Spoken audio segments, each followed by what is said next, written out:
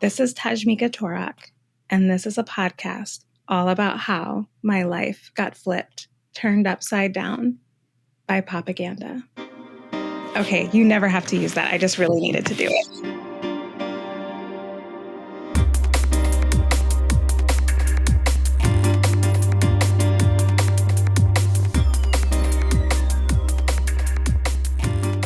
Something that happens around abolition and transformative justice in particular when you share it with someone for the first time and it feels a little dangerous. We're talking about not just a future without prisons and police.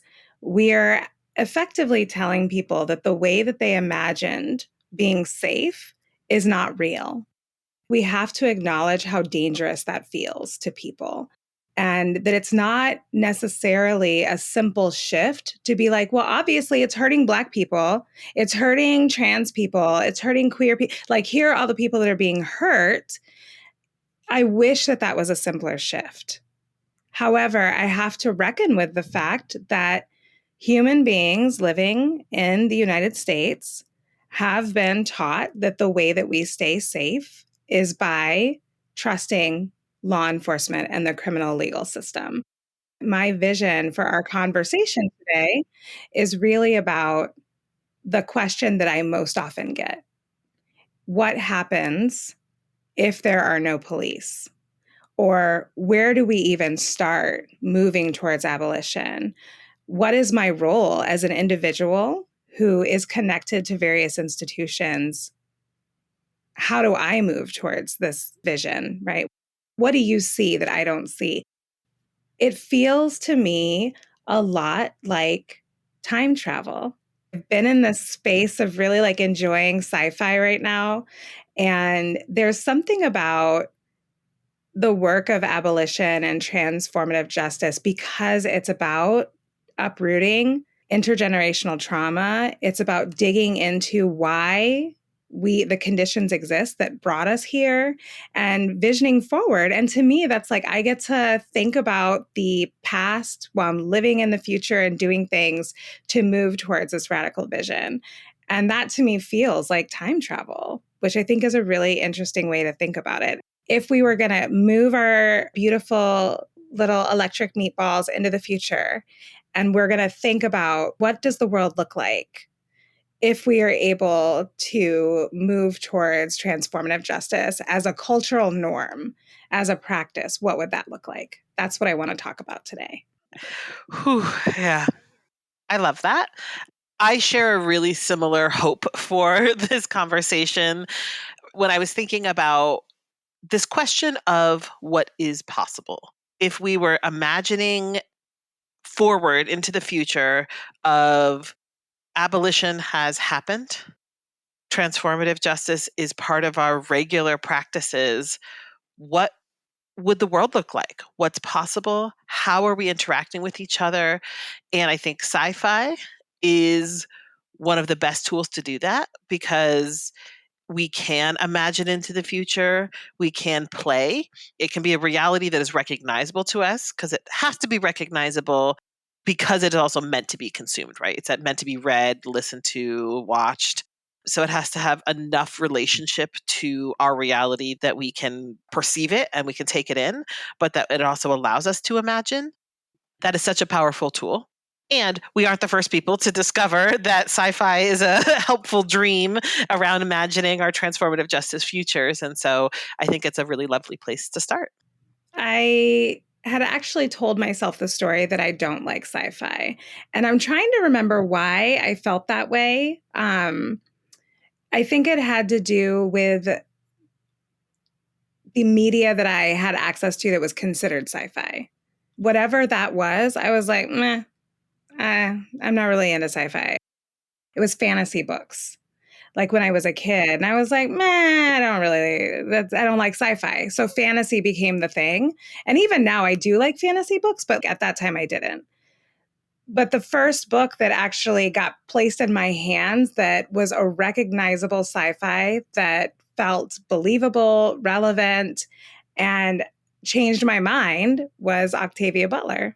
It wasn't even that long ago that I read Parable of the Sower. I read the whole trilogy, and I was like, I think I actually do like sci-fi as this sort of way to understand the world and to imagine forward. And there is the reality of we can't continue to just talk about what we don't want to happen or what we see that is wrong in the world, because that is not going to actually help us imagine what we want. And not just imagine, but if we can't even imagine it, then there's no way we're going to be able to design the practical steps towards a future where abolition and transformative justice are the practices that we are in together as a community.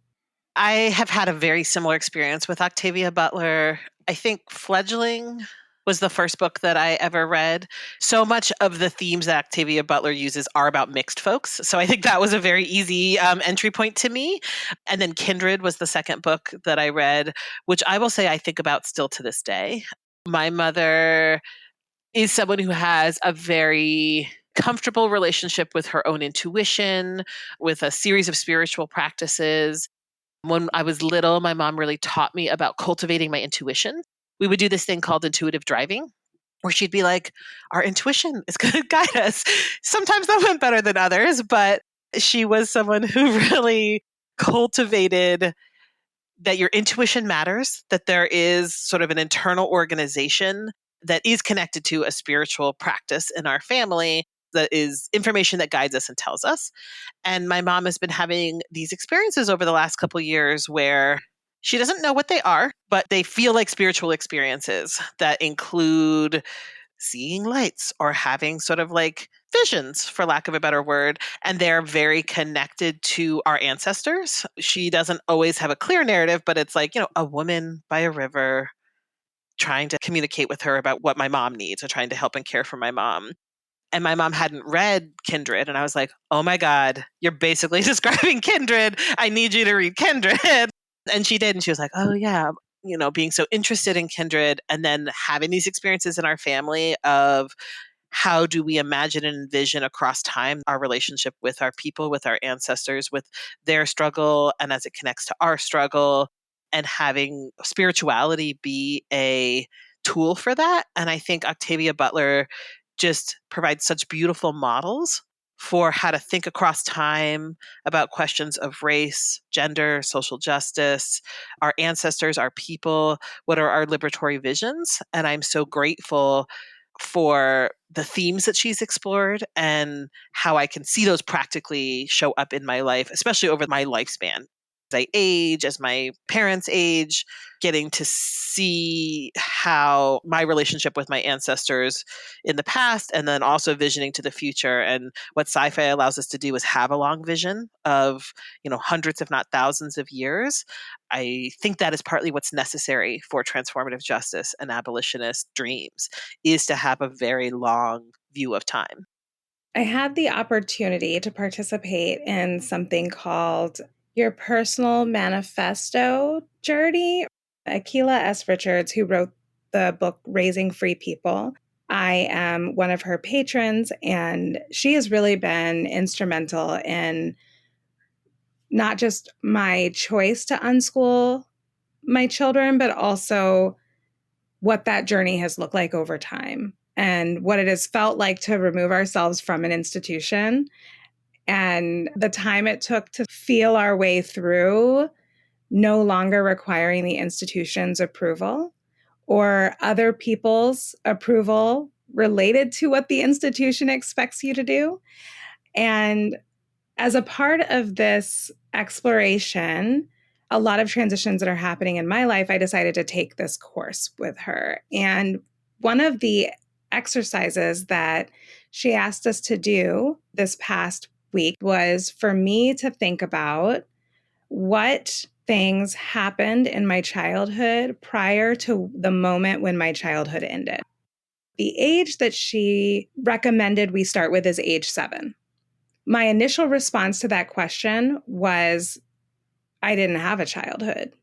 If we're starting at age 7, then my childhood actually ended prior to that age because of what I experienced.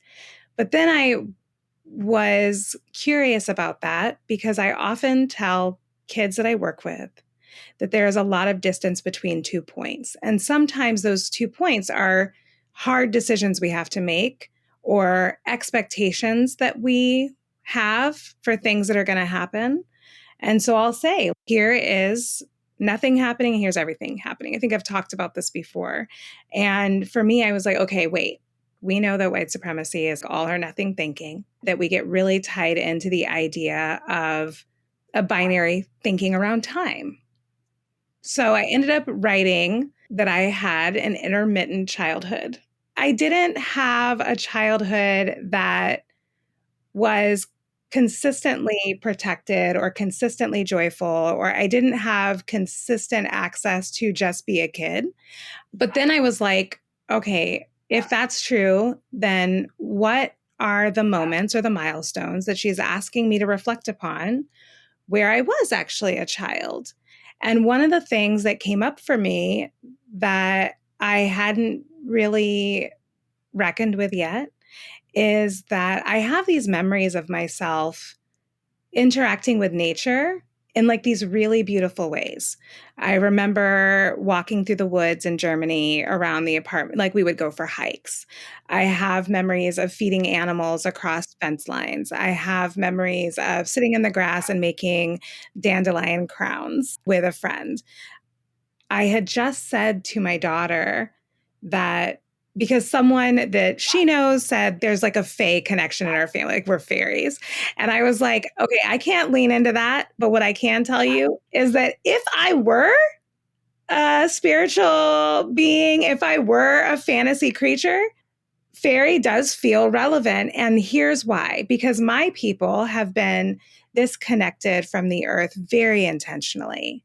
And I have spent a lot of time in the past 5 years putting my hands and my feet in my garden in a way that has felt very healing. And also, to speak of your mother, also feels like what I should be doing when I think about my ancestors. There is something in me that is connected to the earth that once I started moving in that direction, it doesn't feel like it's a choice any longer. It's just a thing that must happen. When I think about these moments in my childhood, when I think about that intermittent childhood, when I use that framework, when I think about what my ancestors wanted for me and what my birthright actually is around moving into the future, I think about the past. I think about the things that I loved before something hurt me. And then the things that I loved even after that still feel there's like that through line of connection between all of the harms and hurts. These are things that have always been true for me. When I hear your mom feeling that way, I think about that. A lot of my fear is related to thinking about the past and my childhood is like, what don't I remember? If I spend too much time thinking about this period of time, is that going to be devastating for me? And so there was something about this exercise that really allowed me to see myself in my childhood outside of the context of being hurt. And just as like a kid, like what was I doing as a kid? And part of what came up for me was that everyone says that I was a really quiet, very self-satisfied child, which I know is like very hard to believe. My aunt said that you could hand me a keychain and I could literally entertain myself with it for like an hour. I would just get lost. And I think that's what pop culture did for me. I had the gift of imagination. I was deeply invested in storytelling, which meant that I always had an escape ready for me, like at any time. That's the other thing about pop culture and sci-fi and abolition is it doesn't just serve towards practical steps towards a goal. It's also an act of escapism where I'm like, I don't want to live in this reality. Right? Like that sound on TikTok or that singer is like Earth is ghetto, I want to leave. I don't want to live in this reality. And this visioning is about escapism for me too. it would feel very hopeless to me if we were not also imagining our ways out. I feel so touched by this idea of embracing an intermittent childhood. I think that's so beautiful. That feels like a really powerful portal, for lack of a better word, into really thinking like it doesn't have to be all or nothing, right? It doesn't have to be that because I was also forced to be an adult when I was a child because of the conditions around me. And it doesn't have to be that I didn't have a childhood or I had a beautiful childhood where I was able to be a child, and that there were moments of each, right? There was moments where I shouldn't have had to do such adult things, and there was moments where I was playing and joyful, and that's so beautiful. I've never heard anyone say it like that, and I just feel very touched by that. Thanks for sharing that. You're welcome. I've never said it out loud before. We had just talked about how I love to play with language. I love to say things in ways that just feel right, even if it's not the right word. This was one of those moments where it even made me giggle because I was like, intermittent child, that's like not the right use of that word. But it just feels right. I'm glad that it resonates. And when I think about people listening to it, I do hope it feels like a portal. I have spent a lot of time in my life feeling like I had a bad childhood. I had a bad childhood and that was it. And this is why I'm messed up in all these other ways, right? Because I had this bad childhood. But I also swung on the branches of my grandmother's willow tree. I got caught walking a frog. Bet you don't know anybody who's ever done that. I tied a lawnmower cord that got discarded around the belly of a frog. My mom came home and I was walk a frog down the street. I had a really lovely intermittent childhood. In those moments where I was able to be a child, it was actually really beautiful.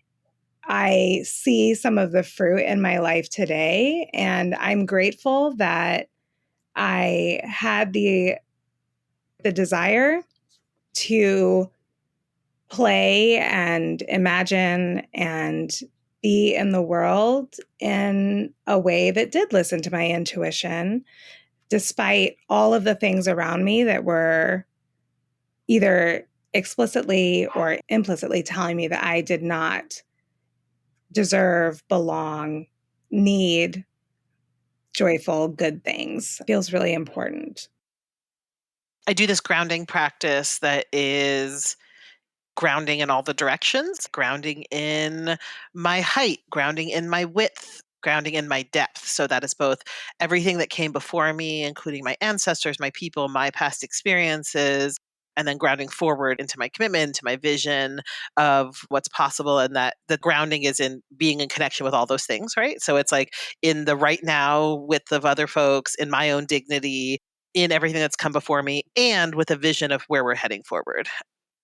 If I am too focused on any of those things, it's not at center. So center is in being in right relationship with all those pieces. So not too much stuck in the past, but also not too leaned forward into the future that isn't connected to the past, that isn't connected with others.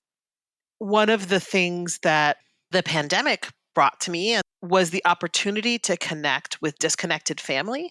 And it was such a powerful experience. I think we've talked on here some, but my mom's dad, so my abuelo, on my mom's side, he he's a Perez. There's a lot of Perezes in general. There's a lot of Perezes in that side of the family. There's a lot of alcoholism in the family. Alcoholism is a big part of there being many branches of the family, and some have drifted away. He had a first family that he abandoned to start the family that is ultimately my branch. And so my mom has two half siblings that she didn't meet until she was basically an adult. And then really through the pandemic of the last couple of years has she reconnected with her half sister. So I had an opportunity for the first time ever to sit down with these other branches of my family, including branches that were more connected to our ancestors and to our history. We all came together on a Zoom, and there was a branch of that family who were really close to my bisabuela, so my great grandmother, so my mom's grandma, and was with her throughout the end of her life. And so had stories we didn't have in our branch of the family, and how powerful it was to be able to both connect back this lineage of alcoholism. So my bisabuela was married to an alcoholic. We've always known, we come from a long line of alcoholics, but now I can name the alcoholics into the 1800s. It was very grounding to take the theoretical to the specific. And then I had also known that my people move around a lot. We are migratory. And I had known that generally. And then to hear specifically how people had moved throughout the Southwest, throughout Mexico, and when the Southwest was Mexico, having the connection to history. And then the story about my bisabuela was a bruja. She was run out of her village because she used to, do the cards. So she used to do sort of like, fortune telling kind of tarot type things. They didn't call it tarot. And she was apparently very accurate in what she shared with people, to the point that the husbands of the women whose cards she was reading, who had been cheating on their wives, and she had been like, your husband's not being faithful, ran her out of town. That was part of movement. She knew information about what was going on, and she was sharing that with other women. So I just think about how grounding it is, what we call intuition, which is we pay attention and we know things, and people can make whatever meaning you want to make about how we notice what is happening, the stories of our family, and how that really grounds me as I think forward into the future. So that grounding in the past really helps me be like, okay, I know where I am. That helps me vision towards the future. When you have experienced significant harm, at least for me, one of my questions has been, well, what was I like before then? If this kind of harm does significant damage to your brain and your body and your nervous system and all these things as a child, to the point that there's evidence and data around delaying our development, what was it like before? Is there a way for me to understand what I was like before? And I think it was really soothing to be able to look back during a time where I was actively being hurt, that I actually wasn't that different. And that whatever harm happened definitely has an impact, but like it didn't change the way that I interact with nature. It didn't change the way that I feel about stories and wanting to be fully in a story and how much I love that.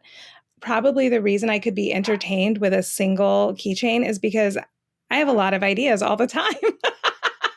And so clearly there was harm that happened. And also there is strength in our collective spirits, right? That helps carry us through. And some of that harm is a byproduct of the ways that other people have been harmed. I look back at my family and the things that my lineage has survived and experienced, and where we are now in all different configurations. And it still feels miraculous in that there are people in my family that exist. That alone feels miraculous. Anything above and beyond that feels like extra. And so I'm really grateful that there is extra. There are folks in my family who are healing and that are moving in ways that are about being well and being in right relationship with one another. For the folks that are not, I understand why. Even though we're in a place of not saying like, oh, I understand and that makes it okay, it does give texture to the ways that decisions have been made and where there is choice and where there isn't, and how that is by design. That to me feels like the gift of thinking about transformative justice, is that I don't have to look at my father and say that this human, this is all that you will ever need to know about him, is that he did harm. I don't have to do that. And I don't have to look at myself and say, all you ever need to know about me is that I was hurt. And that's how I became the way that I am, because it's just not true. It's not accurate. And it doesn't acknowledge the full context of what happened to our family intergenerationally and now contemporarily. There's a fuller story here. And how then does that story help us with the future building? what do we then know about what is possible because of where we've been and because we are not afraid to interact with the spots where there is both harm and this beautiful thing that also happened, not at the same time, but in the same context of my childhood. There were beautiful things. That's another reason why I have been so committed to a transformative justice framework, is that larger vision of how we got to where we are and what that can do to inform us about how we get to a different kind of future. I've been watching the show Foundation. Have you watched it? I love that show. I need you to know that I have a friend coming over tomorrow because I need other people to see it. That's how much I love that show. I'm so glad.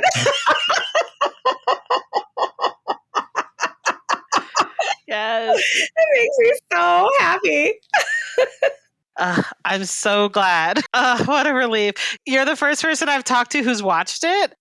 All of these themes are on my mind. Exactly this stuff, right? There's so many things I love about it, but the thing I'm thinking about so much with Foundation is the way time span runs tens of thousands of years, basically, that we are holding thousands and thousands and thousands of years into the future.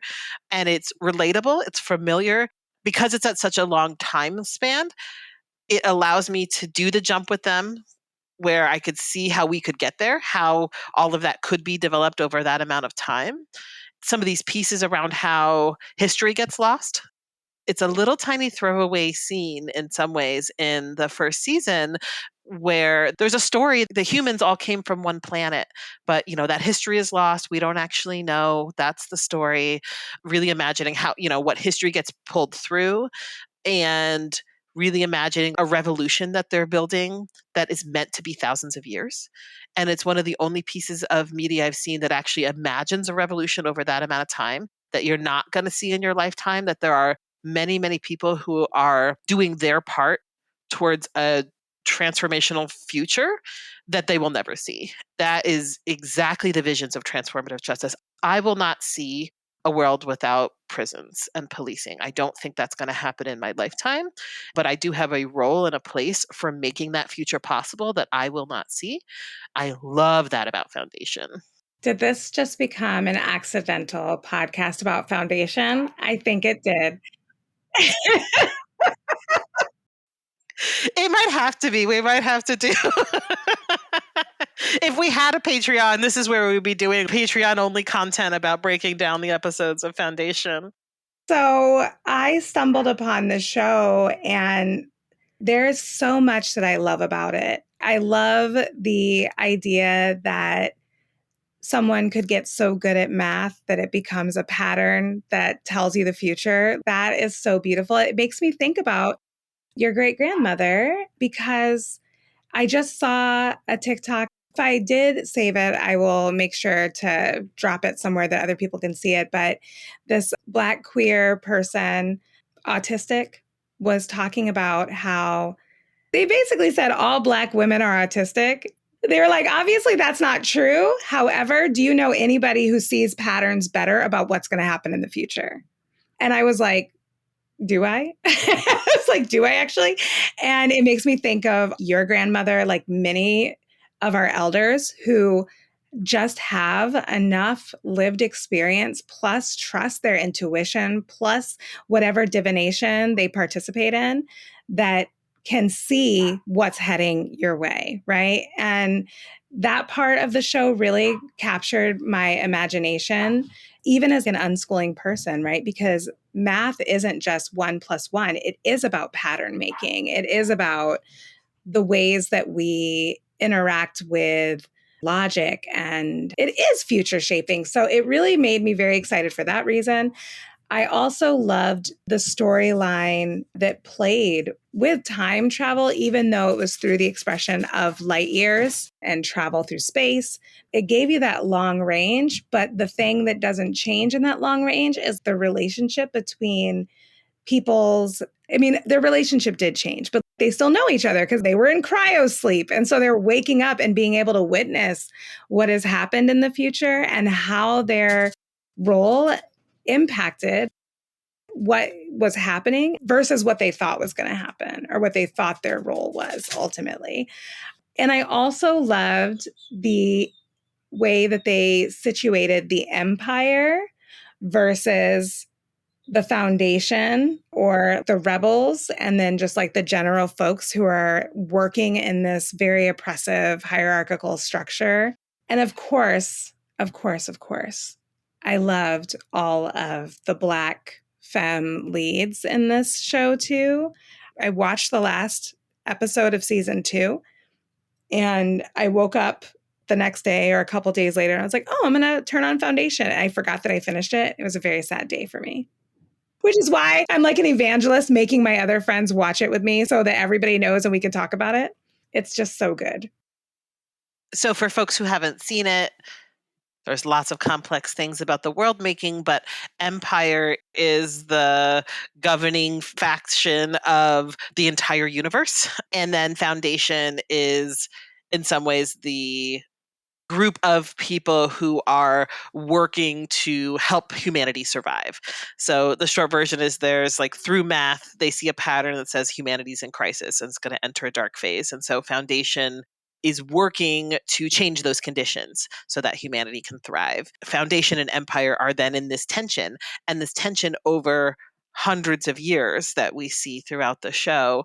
And just like you were saying, the cast of characters change, but in many ways, the relationship between Empire and Foundation is consistent. And this piece around, I think, collectivism and being able to see where do we sit in relationship to larger institutions? How does myth making happen? It's such a beautiful deep dive and meditation on those principles and on scales of change. If folks haven't watched it, it's worth the watch. I'm also someone who can sometimes struggle to get into sci-fi. So once I'm into the world, I'm in. But sometimes the world making, where you have to get onboarded into the rules and to the reality of the sci-fi world that we're inside of, I can struggle a little bit with that. And I had that experience with Foundation where I was having a hard time getting oriented to the new world that was created. But once I was, man, I am all in on Foundation. I love the question that they're asking around sacrifice too. Because just like when we're trying to move towards transformative justice, there are sacrifices that we will have to make in the current time in order for things to be possible. And some of those sacrifices are up to and including death, right? Knowing that you are likely going to die at some point in service of this vision. There's also the piece that the empire is a single man's DNA. There are 3 leaders. There's Dawn, who's the child version. There's Day, who is the active leader. And then there's Dusk, who is the elder version. And so even the continuity of the leaders being still different, but being the eternal, right? Like they're the person who's going to track through this whole future. And that tension is really where they're like, it looks fine because we're in charge. Everything's great.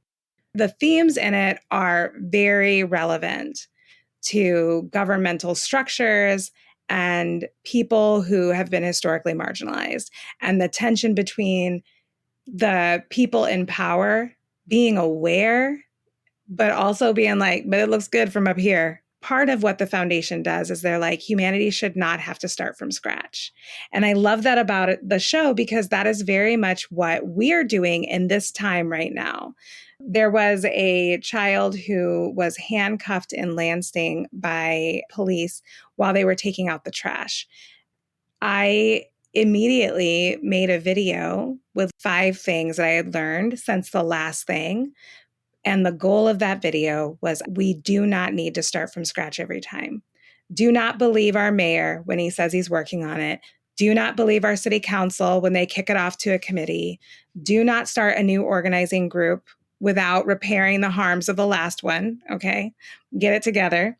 All of these things that I had learned, but not just me, like these were collective learnings that many of my peers shared. And the foundation is beautiful in that way that it's like they become the library. They're like, here's all the technology we've been able to build. Here's all the story. Like you said, the myth building. Here's all the ways that we have been creative in our storytelling to attract people to being a part of the foundation. And I think those are all things that we need. Those are all things that we need people to be recording and sharing what they've learned over time. I can lean on so many other people who are storytellers that talk about the kinds of conversations that we're having are suppressed and why. People use all different kinds of ways to get around the algorithm. Feels very similar to the empire being like, it's cute that you think you can see the future, but we're not going to tell everybody because we still have power and we like it that way. Now that we've talked about a whole entire show and sci-fi, maybe we should probably talk about if we imagine ourselves as the foundation. And we're looking into the future, like if we came out of a cryopod and police were gone and TJ was normal, like just like a regular thing that everybody did, what would that world even look like? Without spoiling anything for Foundation, because I really want people to go on the journey, one of the things that really struck me that evolves over the seasons is that it really becomes clear that Empire is lonely. Even though he has these sort of older, younger versions of himself, the setup of in order to be the Empire, in order to rule over the universe, is actually a very isolating experience. And it is limiting. And it makes me think about the isolation and loneliness of single leadership, where you have to rule over, where you have to have power over instead of power with folks, and how you get to do what you want. um, and it's actually deeply lonely. When I think about what I want for people as humans, I do believe that we are meant to be interconnected. As we joke in my house, we're pack creatures. We aren't isolated creatures. We actually don't do well in isolation. So, whether we like it or not, we are meant to be in relationship with each other. I do believe that that future we're building towards is of interdependence, is of how do we care for each other and make more visible the reality of being in relationship with each other. So instead of running in the background as just a part of reality, it's actually more intentional. It's on purpose. We are cultivating the ways that we are all collectively in relationship to each other. I think that is a really important part of those conditions. Thinking back to Octavia Butler and particularly the Lilith's Brood series, one of the things I think about all the time is in the very beginning of that series, the main character is dealing with these alien creatures. And the whole first part of that book is her just tolerating and having to deal with the foreignness. They're sort of like blob slug creatures, and she has such a visceral reaction to how non-humanoid they are. She has to learn to live with them and integrate and understand what they're doing across a really big difference. I was having that fractal experience where it was really hard for me to read because I was having that same kind of oh, it's hard for me to even imagine these creatures because they're supposed to be unimaginable. It's supposed to be so other, so outside of my imagination. And then Octavia Butler really trying to, what I think is giving us tools for how do we imagine and sit through the kind of change and the kind of relationship to things outside of what we already know that would be necessary. I do think that there is some tolerance of change that is going to be necessary for our radical visions. It's going to have to look different than what we are currently doing. And it's really hard to do it differently than you're already doing because we do find ourselves in a stasis. It's very easy to keep doing what we're doing, and we're going to have to figure out how to change and how to tolerate change and how to be different. And I think that is where pop culture can help us. That's where science fiction can help us, is start to help us to imagine what would be the path to radical change, to something that at the moment might actually be unimaginable, but what would it take to prepare us to do that kind of radical change? When I imagine a future without cops and prisons, my imagination always starts with children. Because one of the things that I feel like is a site for transformation is very simply and basically that we don't have community schools anymore. I think a lot about how there wouldn't be these sort of Facebook messages of like, I moved into a neighborhood, but there's no kids that live on my street. And my kids go to school a half an hour away from here on a bus. And so there's no local hub for the ways that we connect with one another. There's something about the ways that my grandparents talked about elders taking care of all the children. Some of that wasn't great, right? Like there's all pieces of this that ain't great. And also, even if they weren't parenting, they were still a part of the community that was expected to be aware of the children. And there's something about that to me that's like, we don't really have neighborhoods, which means to me that we don't really have the kind of community care and involvement and investment that is fertile ground for TJ practices. We actually don't even have to talk to our neighbors if we don't want to, because they're not necessarily relevant to what's happening within our household, unless there's some intention around that. And so for some reason, that's like my first thing, because if you have a problem with your neighbor who's playing too much music or too loud or whatever, you know them. You just go and talk to them, because so much of these things about what does the future look like can often be overwhelming.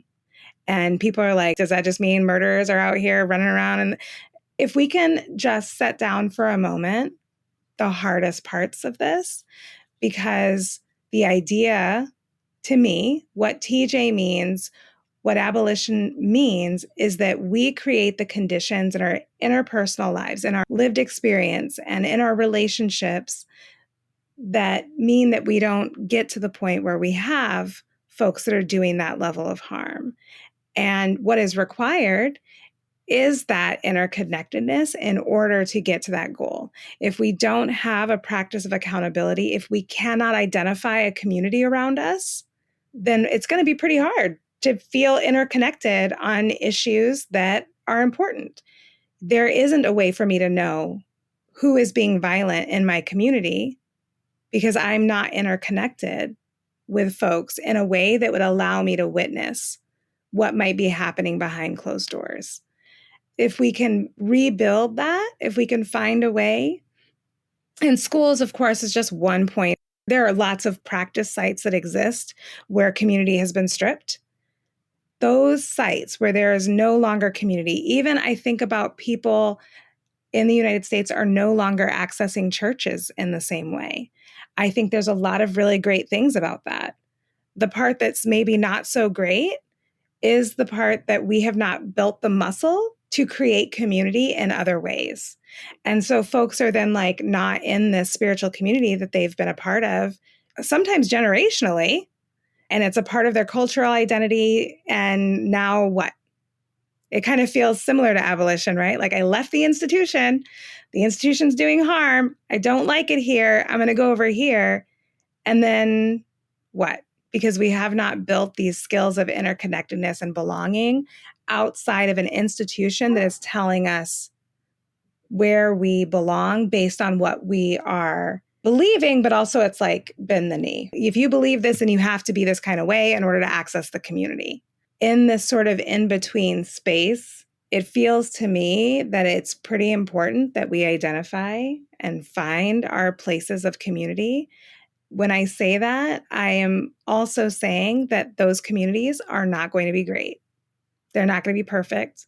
They may be 3 people and one of them you don't really like. And we also have to be able to get over that.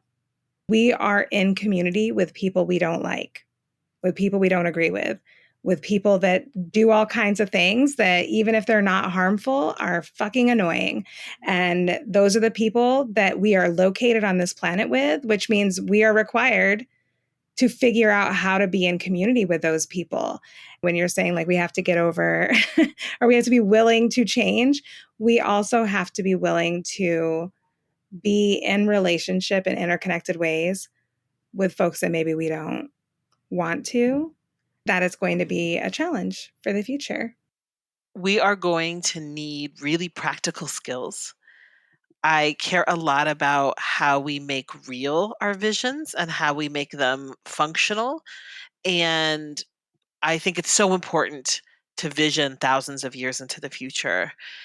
We do have to give people some guide about what we have to do today to get there, particularly when we talk about ending prisons, getting rid of cops. The question people have is, what is going to happen when people do harm? Without those things, what's our plan? I care deeply about those questions. And I'm like, yes, let's make that plan. That plan is not going to be this outsourcing that as humans we just love. We want there to be a place that we call that solves it. That is such a human instinct. And it would be so great if I could just call the cops, or if I could call Child Protective Services, or I could call 911 and the problem I had was solved. That would be great. That's not what happens. Yeah, I would love if that was true, but it's not true. And pretending that it keeps being true is doing us a disservice. And when we actually bring into the light what is really happening, and that we can't just call some people out there to solve things, it actually prepares us to do what we really need to do, which is the work of accountability, of community building, of conflict, of boundaries, of the skill of being in relationship, of saying, when harm happens, we have to be really sharp inside our own communities for how we want to attend to that if we don't want it to be cops. It is this combination of skill. So, self accountability, accountability in relationships, and infrastructure, right? Like we can have all the skill in the world, but if capitalism is still crushing us, that is only going to take us so far. We have to build in all the places, building skill, building infrastructure, starting today with our visions of thousands of years in the future. I opened up a email from Convergence, which I don't really know a ton about Convergence. All I know is that it's essentially a group of pastors, maybe. So I think someone had sent me access to this Good Theology conference. It was lovely to hear someone in a church situation talking about the ways that we practice belonging in churches right now. What is the contemporary version of how people get involved with a church? What it said is that traditionally churches have a practice of requiring belief first, changed behavior next, and that is how you earn belonging. Those are not the exact words, but that is essentially the pattern that gets followed. I think that most of these pastors in this group is mostly Christian. What this pastor was proposing is that in order for churches to not just exist in the future, but to be more just, they need to adopt an exact opposite strategy where belonging comes first, which then may lead to behavior change, which then leads to belief. Belonging is the magic that moves people towards better behavior, which then gives everyone a view of what's possible when everyone belongs and no one is cast out because they don't behave well enough or they don't believe well enough. The question was posed for churches, but it was also posed, what if political groups and organizations and churches adopted this model of you belong first? That is a non-negotiable, that everyone belongs regardless of belief, which to me, as someone who's out here trying to train folks and do workshops and consultations, that to me felt like a core value that I could easily adopt, because there's no way for people to learn in safety if they do not feel like they belong, if they feel like the thing that they are struggling with, it is not possible to talk about that without being pushed out of the community. And so when I think about the future and what it means to even learn towards that future or to grow towards that future, it's very much about we have to be in a constant practice of that sort of struggle and tension of like, yes, you belong. What you're saying right now is really harmful, and I want to explore that with you. And you may even be aware that it's harmful, but just don't know how to practice your way out of it, or how that theory actually moves into the way that you interact with your family every day. But none of it is going to be a lightning fast shift. And so some of us have to be willing to be in those rooms. And I'm clear about what rooms I'm not willing to be in, where is too far for me. And also, I know other people that do that work, and I'm very grateful that they are willing to be in those rooms, because somebody has to be there in the in-between spaces. Somebody has to be willing to, and when I say this too, I want to be clear that sometimes I'm the person in the in-between space.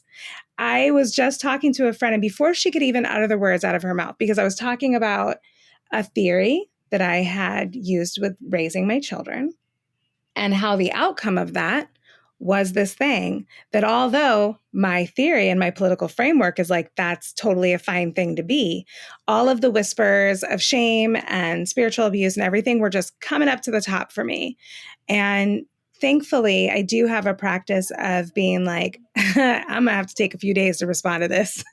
And this is a me problem. It's not a you problem to my kids. What they're doing is fine. I have shit I need to deal with. And so I was expressing this to a friend, and she was like, do you ever regret raising your kids? And I was like, fucking every day. Every single day I regret teaching them these liberatory theories. And by regret, of course, I'm joking, because they are not playing with me. Like, if I say that this thing is something that I believe in and that it's totally okay for them to move in that direction, because that is a just thing, that is a safe practice. And by safe, I mean, it is safe for other folks too. Not that violence will not occur, but like, it's emotionally safe. This is a thing that should be in the world, regardless of what other people think. That is a really hard thing to hold as a parent who has a longer view of the world and what can happen when we are so free. Like your great grandmother, right? When you are so free that you have the audacity to tell people what the pattern is, and you are moving outside of institution, it is very dangerous, right? So telling my kids, this is right, this is just, doesn't mean that I don't have to sit with myself when I really want to discourage them from doing things that are exactly what I told them is fair and just in the world. But it is not my children's responsibility to make me less afraid. It is not their responsibility to make me feel better about the political framework that I raised them within. I have to go to my friends who then ask me, do I have regrets? And I'm like, yeah. Because it's harder for me. They're accepting it because I told them it was okay.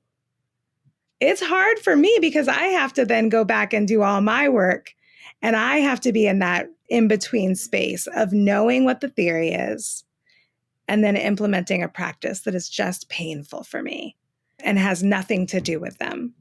Or not nothing, more to do with how my life existed before they even got here. Really touched by this thing that you're saying about belonging, and it immediately is making me think about, what would it take to cultivate belonging? What are the qualities of belonging? How do we make belonging feel robust, feel likely, feel possible for folks? Because that feels really true for me. In my marriage, what has allowed me to learn and grow is a deep feeling of, I am a part of this relationship. This relationship is safe, it's secure, it's stable. Neither of us are going to peace out tomorrow. If there was ever a time our marriage was going to come to a close, that would be with care and intention and because it was right for both of us. Neither of us are piecing out. There's a deep feeling of belonging in my relationship with my partner.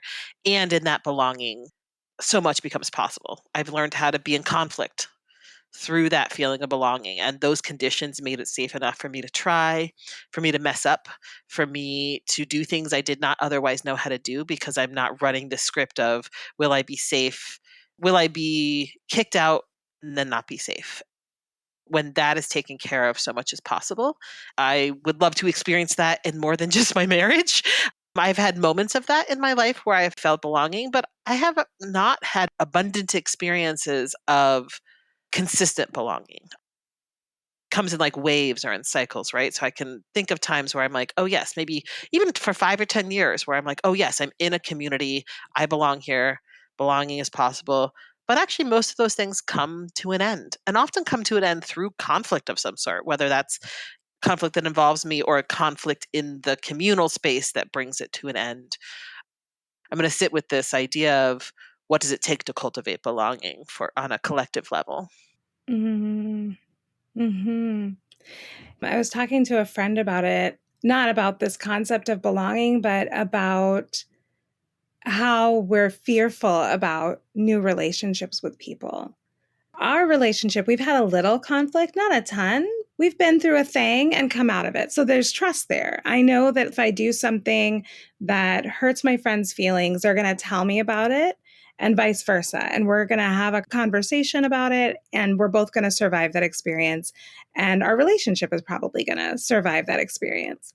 But we've also had the opposite where we've had people either they don't quite feel like it is possible to share, despite both of us being like, please, I want to hear your feedback. Like, if something is not working within our relationship, the only way it's going to improve is if I also know about that thing. I am not just welcoming that, I'm actively pursuing it. And it's still not really happening. And there's still a rupture. Thinking about the risk involved with practicing and trying to practice belonging when some folks just really don't have what they need in order to really move into it from their side. Because I can say to people all day long, I believe that you belong first. You belong. I care about you. I want to hear how you feel about things. And also, I can say that all day. And just like you said, with being willing to change, we also need to be willing to trust one another, accept the consequences when that doesn't work out, which is a very risky thing to do, you know? So I feel you talking about like, I want to feel that outside of my marriage. I want that in all of my relationships. And I definitely want it in my deep relationships where I don't have to hide when I feel like I've messed up.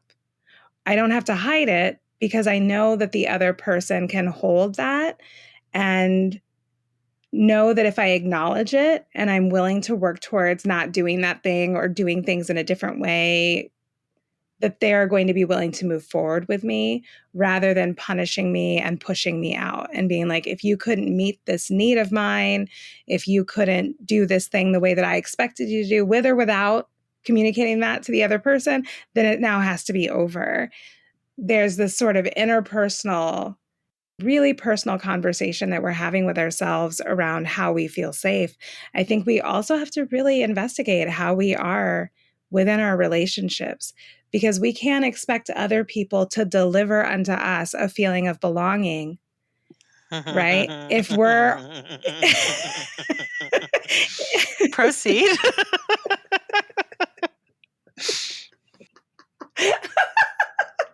I think that's sometimes what we want. Just like you said about like, if we can just call the police and they fix our problem, we start a relationship with someone and we're like, yes, give unto me all the things that I like about being in relationship.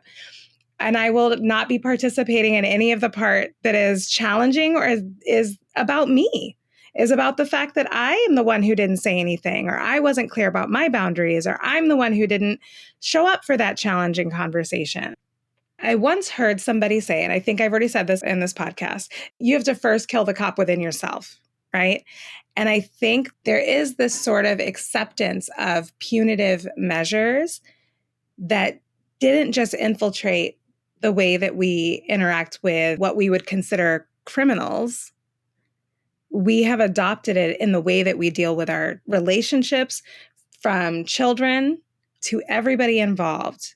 If we see a future where interconnectedness is really vital to the ways that we are going to survive, then perhaps we might want to consider that those relationships also need to be non-punitive, non-carceral. in the ways that we interact with one another. I'm not sure that folks are even often aware how deeply those things have dug into our brains and the ways that we respond to things. Yeah, I relatively recently had a 3.5 year committed romantic relationship end, and it ended really abruptly. So this person literally told me they changed their mind overnight. It is obviously more complex than that, but it really surprised me. I didn't see it coming. In some ways, it was when I think about the worst case scenario, which is that someone I am deeply invested in, deeply committed to, will just leave tomorrow. That is actually what happened. um, and yeah, it was really painful. It was a heartbreak that was felt very heartbreaks feel like physically painful. And while I was trying to make sense of that and sort of collecting myself after the shock of this person just, I guess, changing their mind pretty abruptly, I was talking to my mother, and one of the things that she said to me, as my mom does, is, sweetie, I'm so sorry for this pain. And it's not their responsibility to take care of your feeling of not wanting to be left or your feeling of abandonment. Like, that's actually not their job to take care of. And of course, it's so painful. I'm so sorry that happened. And that's actually not on them. They don't have to hold that your fear of being left. And so, as my mother does, she like really tells it to me how it is. And I just think a lot about that, which is many things can be true at once. It was very, very sad that that relationship that was really important to me ended so abruptly. And this piece around it has also been very important to remember too that the worst can happen and we can be okay. I think it can be easy, I think in the wake of heartbreak or like when the thing you're preparing for happens, right? Oh gosh, I'm just going to be left. And then it actually happens. Like, sometimes that's not just, bracing for a mysterious bad thing. Sometimes that is a reality that we are preparing for. It can be easy to have these things of like, well, great, I will never love again, or I'm never going to trust somebody like that again. In some other ways, the lesson that I have been taking from this experience is the hard thing can happen and we can be okay. I don't have to outsource my sense of okayness with other people. I don't have to have this individual person not leaving prove that I'm lovable or prove that it's possible to do these complex ways of being in a relationship.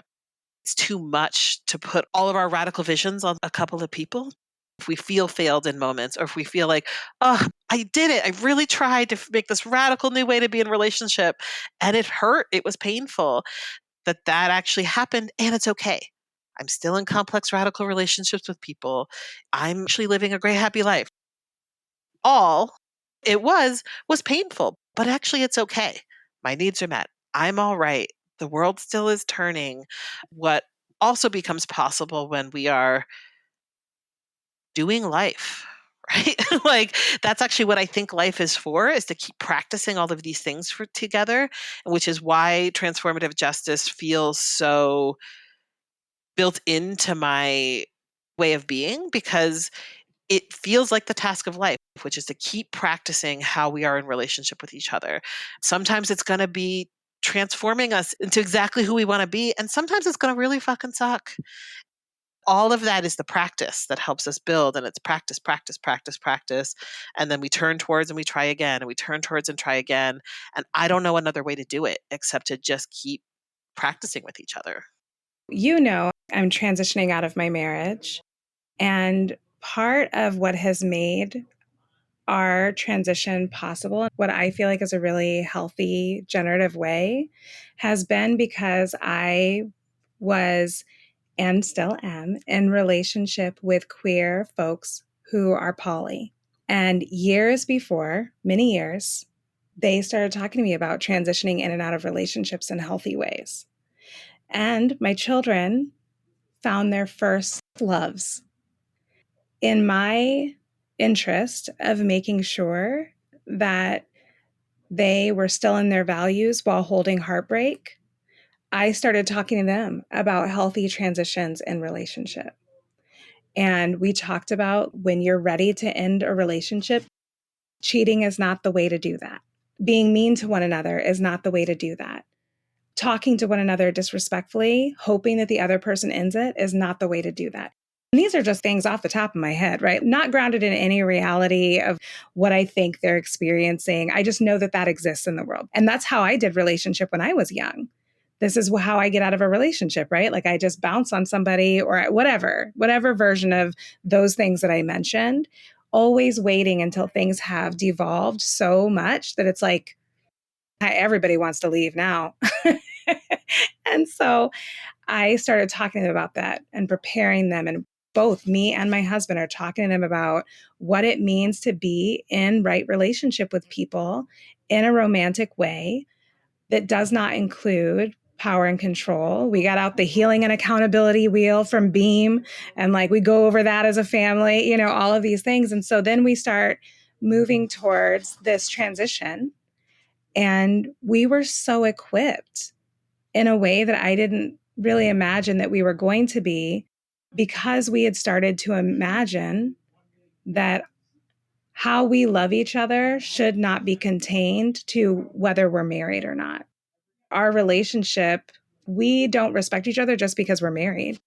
I respect you because you are a human being that not only is deserving of respect, but is also someone who, like, for real deserves my respect. Like, I know you. I think about that when I think about what you're talking about.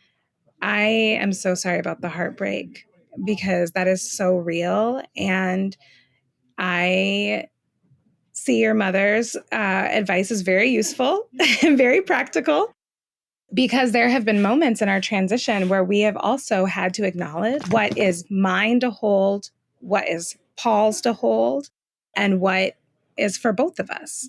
And obviously, our children fall squarely in the both of us column a lot of the times. But there are difficult feelings that show up even when you make a decision that you want to move towards. A friend of mine recommended a book called Uncoupling: How to Live Happily Even After. I don't know if you've ever heard of this book. It's so good. And the part that I really appreciated that will help, because I'm sure that these are not feelings that are over with, right? That helped me with understanding of how folks move out of relationship and what happens in our brains, is that if we are not aware of it, in order to disconnect from a romantic, loving relationship, we make that person the enemy. I wasn't necessarily aware of that, even though I had been in this practice of moving towards not doing that. There is a luck and a gift and a blessing that these were the relationships I had, and this is the path that we took. I didn't know that brain information until much later. And now that I know that, it becomes a lot easier for me to give myself grace when I feel cranky about something. And I'm like, why do I even care? On any given day, this is not something I even really care about. Why do I feel the way that I do? And why is he acting like that? Well, because this shit is hard. And sometimes our brains are doing stuff that we don't necessarily want them to do. And we have to be extra aware of it. To know that we are also fighting against not just what's happening in our bodies and our brains, but what we've been taught about how relationships end and what is actually happening. Like, it's just so much. It's a lot. I just really appreciate hearing how you think about it. And I appreciate that people like you were honest about those transitions, because it really did pave the way for me and my family to think about relationship differently. And that is what, again, going back to the foundation, like, if we're never honest about the sticky part, if we're not willing to share the true story of our lives in these practices of accountability and community, and where the pain points are, where it's like actually really hurt, even if we thought it was going to be different, we thought we were going to handle it differently, there is no map. Then we do not provide a map for folks who are coming behind us. And that would really be us not living up to, like, when I think about the birthright or the expectation of what an elder is and what it means to move towards a good eldership. It's those breadcrumbs. It's that path. It's lining those stones across the river. That is actually our job right now. And so I'm grateful for the people who did that for me. And I'm hoping that what we're doing by archiving our thoughts on pop culture and abolition and even the silly stuff and the stuff that gets dropped in about our families and what we know about ourselves and what we're learning is not a concrete foundation. I think about the Bible verse. It's like, don't build your house on the sand because it'll fall over. I was like, not with TJ. We might actually need the sand. Like, we need things that move around a little bit because there's so much learning to do in that practice. To me, it never feels like it should ever be complete. This is where I think self-accountability can be such a powerful tool, because if I just focused on what my ex did and on the ending, I don't think it would get me where I wanted to go. And it could have been very easy to focus on the story about, I was in this committed relationship and then this person left me surprisingly. I think many people would co-sign that story. And that story doesn't get me where I want to go. I can't control what they did. I can't control their life and their story, but really looking at, okay, well, what is my part in this relationship? Because I don't actually believe that in a 3.5 year committed relationship that actually just, oops, accidentally, it's a surprise. When I went back and looked, I felt clear that the relationship needed to be over. And when I did my work of self accountability, what I got clear was that I really struggle with endings. I am under practiced at this sort of uncoupling skill of how to be caring for each other in an end. And so, how I have done that is to just never leave, to just always make it work. And sometimes it's not time to make it work. Sometimes it's time and it's most loving to know how to end.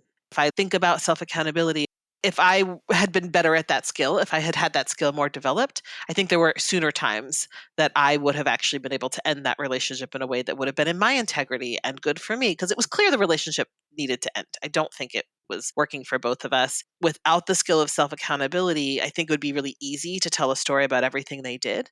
But actually, this skill of, oh, yeah, there were things earlier that weren't working for me. And instead, I chose this path of I would just persevere. And then when they decided not to persevere, I got mad. Instead of being like, well, was persevering the right choice? Maybe knowing how to end something when it is time is the skill. With the tool in my toolkit of being able to actually look at what my part is in my role, it makes feeling more possible. It helps me to feel integrated about the experience. And thank God, because walking around with the story about what this person did to me, there's things about it that feel good because it's really nice to be like, that person sucks, but it doesn't actually feel good. It's not working for me. But looking at, oh, okay, well, I can build skills about knowing how to end things when it's time to end things gives me a path and gives me something generative to move forward on instead of just a martyr story about how I persevered and someone abandoned me. The lesson of my 40s has been when someone tells you that something is over, even if they're not saying those words or that they don't have what they need to do the thing that they're saying they want to do, is to believe them. And I know, Maya Angelou said it first. I get it. I wasn't listening, apparently. Even though I've heard that quote a million times, there is an optimism in me and a hopefulness for other people that sometimes means that I don't listen well when folks are actually saying that they're done. I'm like, no, you can do it. I believe in you. You're amazing. You can do this thing. And they're like, no, but for real, I can't. And I'm like, no, but for real, you can. Here's some more tools. And they're like, these tools are not going to help me. I'm just actually not ready. I also have had to really rein myself in and remind myself that there is a myth around endurance. There is also a practice of enabling that comes from being the daughter of an alcoholic and like to make things right for other people, to make things good for other people so that fill in the blank. Self-accountability is also about acknowledging that even when you're helping folks, that sometimes you are taking away what their lesson. Like you are actually the one who's standing in the way of the journey that they need to take in order to fill in the blank. And so I also have had to have hard talks with myself around what can feel like a really good thing to do, or what can really feel like, but I look at how generous, look at how kind I'm being, that I am supporting this person. And it's like, how much of that is actually about the other person, and how much of it is just that you aren't willing to let folks go? I mean, I'm saying this for you because clearly this is your problem. I don't actually know anything about it. You've never heard of it. It's not familiar. That's just off the top of your head. Yeah. Well, amazing. Is there any final things you wanted to share before we're done with our season finale? You know what? There is. And I just pulled it up because it made me very excited. When I was watching Foundation, there were a couple of quotes that I jotted down because I loved them so much. There are two that feel useful, one that I just liked, and I don't think we can negotiate whether it's TJ-esque, but the first one is, violence is the last refuge of the incompetent. I was like, that feels true. Obviously there's some nuance there, but I love that quote when I think about policing, right? And then this one's the one that's a little just petty that I liked. And it was, your lack of understanding does not obligate me to explain. I really like that one too. But my favorite one is that it takes more power to build than to burn. I had definitely made a TikTok about a TJ collective that we're trying to build in Lansing. And that quote really spoke to the heart of my spirit around this work. There's a lot of things that I would love to burn down, but I really am a builder. I feel like that is where, like you said, the burning is not where my energy feels good. It doesn't get me to the place I want to be. And while there will be burning, and while I will also participate in some burning, where I would love to spend most of my energy is that building, and that building that happens with other people is where my values guide me. To support Popaganda, please like, subscribe, and leave a 5-star review. It really makes a difference.